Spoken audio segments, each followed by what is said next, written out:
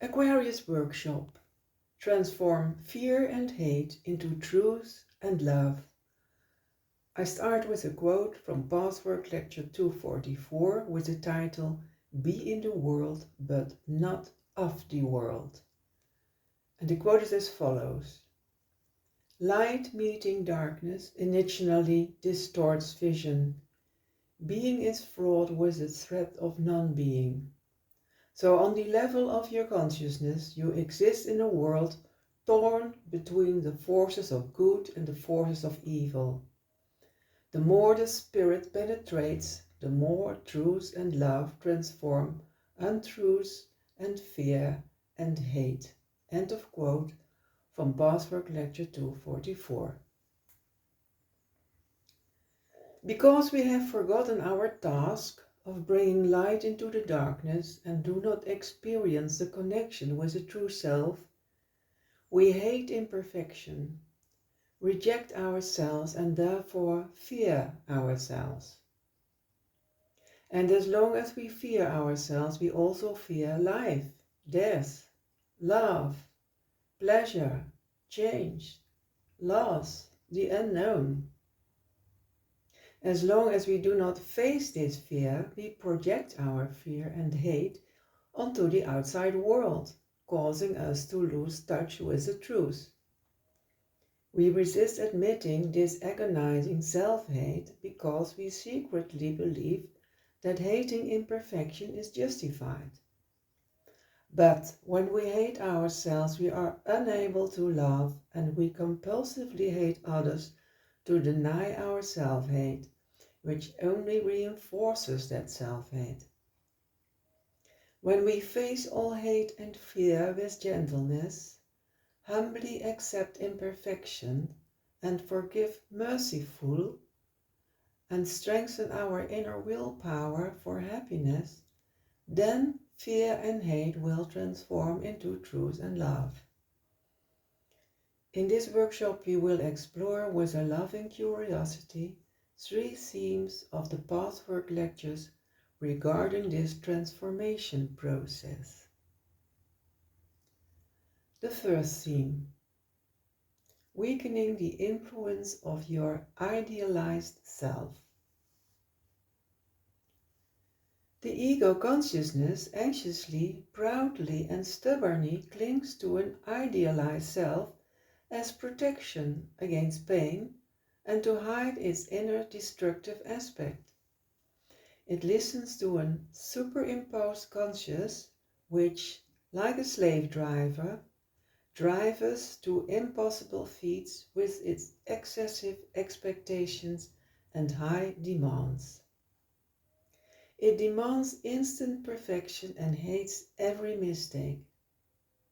The masking of destructive aspects is more harmful than the destructiveness itself. But if we gently face these destructive aspects, we find the truth within ourselves. The next quote stems from Pathwork Lecture 83. Once you fully see that which you regarded as commendable is really pride and pretense, you will have gained a most substantial insight that enables you to weaken the impact of the idealized self. Then, and then only, will you realize the tremendous self-punishment you inflict upon yourself. For whenever you fall short, as you are bound to, you feel so impatient, so irritated, that such impatience and irritations can snowball into fury and wrath at yourself. Oh, this fury and wrath is often projected onto others because it is too unbearable to be aware of self-hate unless one unrolls this whole process and sees it in the entire light.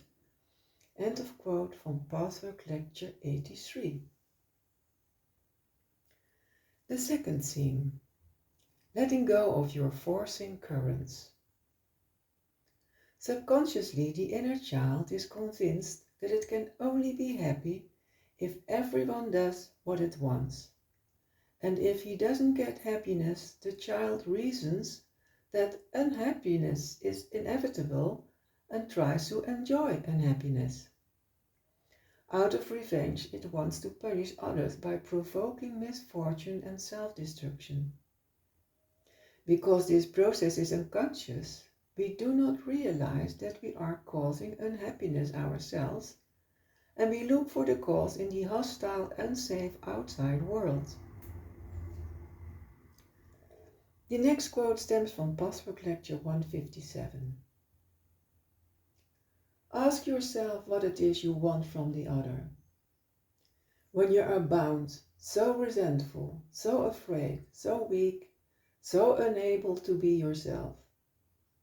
This is your leash, which can be given up only when you stop wanting from others what you must supply for yourself.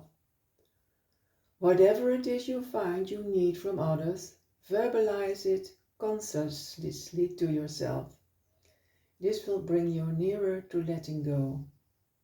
You will then know that this is precisely where you enslave, weaken and paralyze yourself. You will then experience a new resilient strength coming out of you that suddenly conciliates apparently insoluble problems. You will become free as you let free.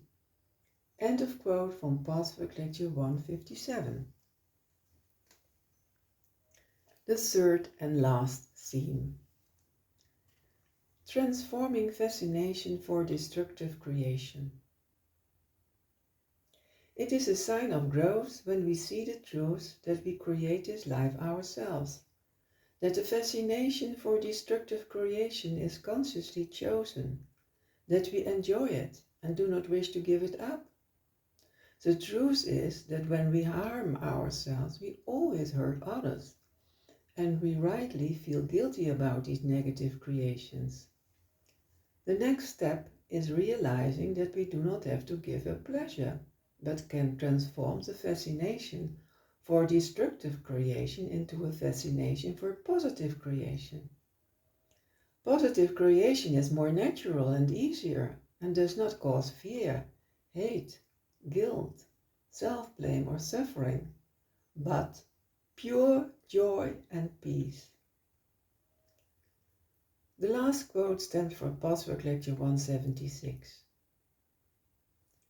When you discover, again and again, your will to be hating, unforgiving, punishing, resentful, and hurt, your attempt to exaggerate and drag out old injuries, your quite deliberate act of punishing others for what your parents did to you or you think they did to you, your refusal to see their failures as anything but a deliberate act of hate against you, and when you then perceive that it gives you pleasure to dwell on all this within yourself and not to change your outlook and attitude at all, nor your feelings, it is then that you can begin to recreate. End of quote from Pathwork Lecture 176. I wish you peace and all the best.